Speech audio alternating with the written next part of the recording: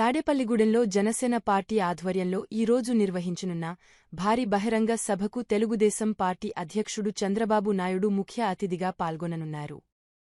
ఈ సభ ద్వారా ఎన్నికల శంఖారావం ప్రారంభించనున్నారు. అన్ని నియోజకవర్గాల్లో టీడీపీ, జనసేన నాయకులు, కార్యకర్తలు కలిసి పనిచేసేలా సంసిద్ధం కావాలని ఈ సభ ద్వారా తెలపనున్నారు. సభకు సంబంధించిన అన్ని ఏర్పాట్లు పూర్తి కానున్నాయి.